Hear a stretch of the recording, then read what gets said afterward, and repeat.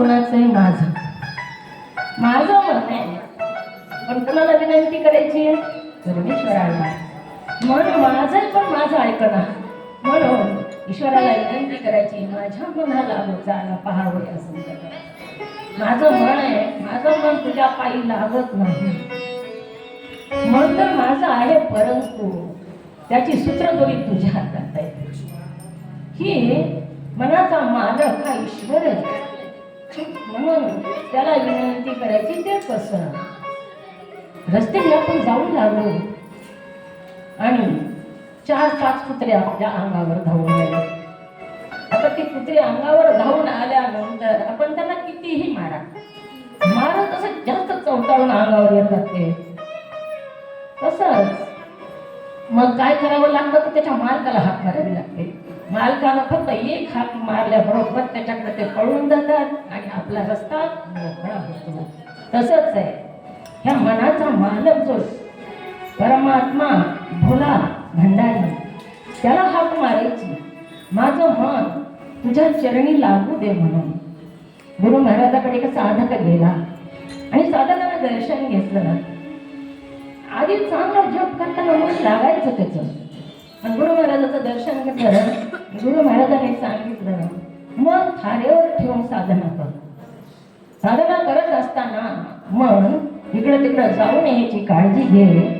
विशेष करून माकडाला मनात येऊ देऊ नकोस. एवढंच सांगितलं. ज्यावेळेस आसन टाकलं आणि प्रथम बसल्याबरोबर आधी माकड येऊन बसायला मनामध्ये. तसं मन आहे. मन आपलं ऐकत नाही. आपलं जरी मन असलं तरी ते आपलं ऐकत नाही. म्हणून आपल्याला त्या भोलेनाथाची, त्या भोले भंडारी, त्या परमात्म्याची साधना करावी लागते. कर्म उपासना, कर्म सुद्धा करावं लागतं. नित्य कर्म उपासना. त्याच्यानंतर ज्ञानप्राप्तीनंतर आपलं मन स्थिर होतं आणि आपल्याच स्वरूपाची आपल्याला ओळख होते. मन में शिव के नाम का पावला मन में शिव के नाम का दीपक जलाइए. मन में शिव के नाम का दीपक जलाइए. संध्या सवेरे शिव का गुणगान गाइए. संध्या सवेरे शिव का गुणगान गाइए. मन में शिव के नाम का दीपक जलाइए. शिव नाम का दीपक जलाइए. संध्या सवेरे शिव का गुणगान गाइए. संध्या सवेरे शिव का गुणगान गाइए.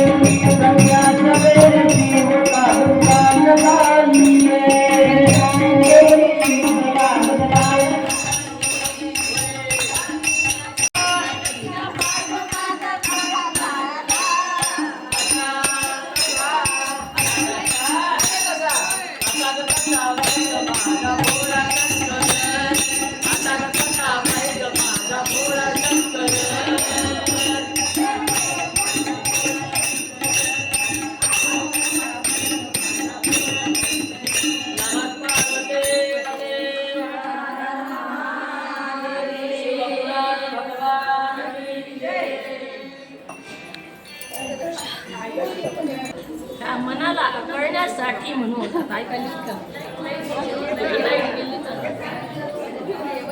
म्हणून काय करावं? साधना कोणती करावी? तर लिंग पूजन करावं म्हणून सांगितलं. आपल्याच मनाला आकळण्यासाठी आपण लिंग पूजन करावं. शिव परमात्म्याची साधना करावी. म्हणजे आपलं मन आपल्या ताब्यात राहील. आपलं ते ऐकल, त्याचं आपण ऐकायचं नाही. आपल्याला त्याचं ऐकायचं. मन काय करतं? त्याच्या इशाऱ्यावर आपल्याला नाचवतं. पण तसं न करता आपल्या ताब्यात मन राहायला पाहिजे. आपण म्हणतो सुद्धा आपल्या प्रपंचामध्ये कुणी कधी आलं कधी गेलं, काही जर नियंत्रण नसेल तर आपण काय म्हणतो, त्याच्या मनावरच आहे. आलं तर आलं आणि गेलं तर गेलं. म्हणजे मन त्याच्या ताब्यात नाही, तो मनाच्या ताब्यात आहे. या मनाला आकळण्यासाठी शिवलिंग साधना सांगितलेली आहे. महादेवाची साधना करा. महादेवाचीच का करा साधना? कारण दुसऱ्या देवाची जर साधना केली तर एकाच देवाची साधना घडते बघा. पण जर शिव परमात्म्याची, महादेवाची जर साधना केली तर मात्र सर्व देवाची साधना घडते. सर्व देवांचा तो पिता आहे. कृष्ण परमात्म्याच्या वडिलाचं नाव विचारलं तर आपल्याला सांगता येतं. राम प्रभूच्या वडिलाचं नाव विचारलं तर सांगता येतं. ऐकायला येईल का मला? एवढा आवाज माझा मोठा नाही ना. परमात्म्याचं रामप्रभूच्या वडिलाचं नाव सांगता येतं, पण महादेवाच्या वडिलाचं नाव कोणाला माहीत असेल तर सांगा. मला तर काही माहीत नाही. म्हणून हा सर्वांचा पिता आहे महादेव. सर्वांचा पिता असल्या कारणानं त्याची जर साधना केली तर सर्वच देवांची साधना होते. आपल्या लिंगाचा आकार सुद्धा ब्रह्मांडाचा आकार आहे बघा. ब्रह्मांडामध्ये जेवढे देव आहेत, जेवढे ऋषीगण आहेत, चराचराची व्याप्ती त्या लिंगामध्ये आहे म्हणून सांगितले. त्याचा आकार सुद्धा गोल गोल ब्रह्मांडाचा आकार म्हणूनच आहे. त्या लिंगाचा कांती केल्यानंतर ब्रह्मांडाचा आकार दिसतो आपल्याला. लिंग हे महादेव आपण म्हणतो त्याला. महादेव का म्हणतो? देवांचा देव महादेव. सर्वच देवांनी महानाद भूत एक रुद्र भगवान. महानाद भूत एक रुद्र भगवान. सर्व देवाचा देव शंभो महादेव. सर्व देवाचा देव शंभो महादेव. सर्व देवाचा देव शंभो महादेव. सर्व देवाचा देव शंभो महादेव. महानाद भूत एक रुद्र भगवान. महानाद भूत एक रुद्र भगवान. सर्व देवाचा देव शंभो महादेव. सर्व देवाचा देव शंभो महादेव. शंभो महादेव. उमापती आदि अंती उमापती. उठे वेदाळ नंदी परम पावन पुण्यकान. परम पावन पुण्यकान एक भगवान.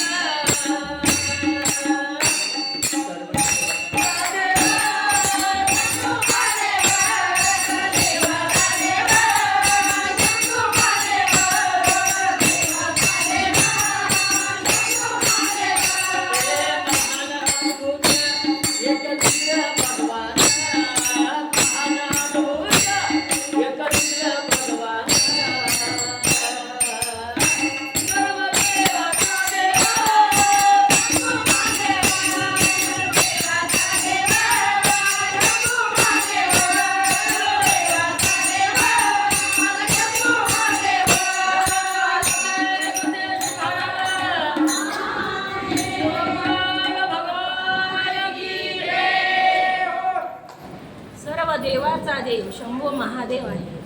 मानवाचा, दानवाचा, गंधर्वाचा, चराचराचा हा देव शंभो महादेव सर्वांचा पिता आहे. सर्वांचा तो बाप आहे. म्हणून त्याच्या पित्याचं नाव कुणालाच माहीत नाही. दुसऱ्या देवांची सेवा करत असताना त्या एकट्या देवाची सेवा घडते. पण महादेवाची सेवा केली तर सर्वच देवांची सेवा घडते. जसं आपल्या प्रपंचामध्ये सुद्धा 4 मुलं आहेत आणि वडिलाच्या नावानं पत्रिका दिली तर 4ही जणाला पोहोचते. वेगळी वेगळी पत्रिका देण्याची गरज पडत नाही. आणि जर त्या 4 भावाला जर दिली तर त्याला दिली मला नाही असं होतं. तसंच शिव परमात्म्याची जेव्हा आपण सेवा करतो तेव्हा सर्व देवांना ती सेवा पोहोचते. म्हणून महादेवाची सेवा करावी असं सांगितलेलं आहे. आपलं मन आकळण्यासाठी शिवलिंगाची सेवा करावी. ह्या महादेवाची सेवा रामाने केली, रावणानं सुद्धा केली, कंसानं केली, कृष्णानं केली, प्रल्हादानं केली, हिरण्यकश्यपनं केली. सर्वांनीच सेवा केलेली आहे. ह्याच्यासारखा उद्धार देव दुसरा कोणताच नाही, म्हणून ह्याची सेवा करतात. पापी जा, पुण्यवंत जा, कोणीही जा, ह्या भोला भंडारी जो आहे त्याच्या दारातून रिकाम्या हातानं कोणीच परत येत नाही. भस्मासुरासारखा सुद्धा जाऊ द्या, स्वार्थी जाऊ, निस्वार्थी जाऊ, कोणीच परत येत नाही. रिकाम्या हातानं परत येत नाही, काही ना काही प्राप्त होतच. म्हणून आणि हा जे महादेव आहे ते पृथ्वीचं दैवत सांगितलेलं आहे. पृथ्वी अवघी लिंगाकार, अवघ्या लिंगाचा आकार आपण म्हणतो. म्हणून या पृथ्वीवर राहणारा हा आपला राजा आहे, आपल्या जवळ राहणार आहे. आपलं घरानं त्याला सांगता येतं, तो आपल्या सोबत आहे. या ईश्वराची सेवा करत असताना दुसऱ्या देवाची सेवा आपण जेव्हा करतो तेव्हा मूर्तीचं पूजन होतं, मूर्तीचंच पूजन होतं. परंतु जेव्हा महादेवाची सेवेला आपण लागतो तेव्हा मात्र मूर्तीचंही पूजन होतं आणि लिंगाचंही पूजन होतं. मूर्तीचं पूजन म्हणजे सगुण रूपाचं पूजन आहे आणि लिंगाचं पूजन म्हणजे निर्गुणाचं पूजन. जर सगुण म्हणो की निर्गुण रे, सगुण आणि निर्गुण दोन्हीही रूप ह्या ईश्वरानं धारण केलेले आहे. जी पिंड जी आहे ती निर्गुण सांगितली, त्याला रंग रूप काहीच नाही. महादेव कसा दिसतो आपल्याला माहित आहे का? माहित आहे आपल्याला, फोटोमध्ये आपण बघितलेला ना महादेव कसा दिसतो. कुणी म्हणतात महादेव सावळा दिसतो, फोटोमध्ये कलर कसा आहे त्याचा, निळा आहे म्हणून महादेव सावळा आहे. कोणी म्हणतं नाही कर्पूर गौरम करुणावतार, महादेव कर्पूर गौरासारखा शुभ्र आहे, पांढरा आहे. कोणी म्हणतं शेष धारण केलेला आहे. आपल्या आपल्या वृत्तीनं महादेवाचं वर्णन केलेलं आहे. पण निर्गुण आणि सगुण सगळ्या रूपामध्ये ज्याचं दर्शन होतं तो महादेव आहे. निर्गुणाचं स्वरूप पिंड सांगितलं आहे. रंग नाही, रूप नाही, नाही वर्ण छाया, निराकार निर्गुण तू शिवराया. त्याला रंग नाही, रूप नाही, वर्ण नाही, छाया नाही. त्याची सेवा आपण केल्यानंतर तात्काळ प्रकट होणारं जर दैवत कोणतं असेल तर फक्त भोळ दैवत आहे. पुन्हा कुणाला पावला हा देव. रावणानं कपटी भक्ती केली, काय मागितलं त्या रावणानं भक्ती करून, आणि काय दिलं त्या शिव परमात्म्यानं. पत्नी मागितली, तुझी बायको मला दे म्हणून देईल का कुणी. पण या भोला भंडारी पत्नी दे म्हणल्या बरोबर भवानीला देऊन टाकले. इतकं भोळ दैवत दुसरं कोणतं नाही. कामना पूर्ण होणारं दैवतही दुसरं कोणतं नाही. रावणानं आत्मलिंग मागितलं ते सुद्धा दिलं. कोणीच देऊ शकत नाही ते महादेव देऊ शकतो. आत्मलिंग कोण देतो? आत्मलिंग म्हणजे जीव. जीव देतो का कोणी कोणाला? कितीही जवळचा असू द्या, तुझा जीव दिल्यानंतर तुझा मुलगा परत येतो असं म्हणलं तर आई तरी जीव देते का? तसं आत्मलिंग महादेवानं रावणाला दिलेलं आहे. सोन्याची लंका दिली, पण स्वतःपाशी काय ठेवलं त्या महादेवानं? सोन्याची लंका रावणाला दिली, पुष्पक विमान दिलं, हे स्वतः नंदीवर आरूढ झाला. हा देव नंदीवर आरूढ आहे, भक्ताला सोन्याची लंका देऊ शकतो. मग हा देव स्वतः सोन्याचं विमान करू शकत नाही का फिरायला? परंतु नाही, वैराग्य धारण केलेलं आहे. आणि ह्या देवासारखं दुसरं मोठं दैवत कोणतंच नाही. म्हणून जीवनामधल्या इच्छा अपेक्षा सगळ्या पूर्ण होण्यासाठी शिवराची त्या शिव परमात्म्याचीच सेवा करावी. आपल्या मनाला आकळण्यासाठी सुद्धा त्याचीच सेवा करावी लागते. त्याच्या दारात जावं लागतं, गुरुमाऊलीच्या दारात जावं लागतं आणि त्याची ओळख करून घ्यावी लागते. आपल्याला ते सापडत नाही. भस्मासूर त्याच्या मग युगाने युगी पळाला पण त्याला सापडला नाही. हा देव सद्गुरू शिवाय सापडत नाही. ज्याप्रमाणे आपल्याला आपलं स्वरूप बघायचं की स्थूल देहाचं जी स्वरूप आहे ती बघायचं असेल तर काय लागतो? आरसा लागतो. बघा, आरशाशिवाय हे स्वरूप बघता येत नाही. त्याचप्रमाणे आत्मस्वरूप बघायचे आपल्याला, आपलंच आत्मस्वरूप, तर सद्गुरू लागतात. सद्गुरू शिवाय ते आत्मस्वरूपाचं दर्शन होत नाही. म्हणून सद्गुरूकडे जाऊनच तो दीक्षा घेऊन ती मंत्र जपून त्या शिव परमात्म्याची सेवा करावी लागते. शंकर हरा जय शिव शंकर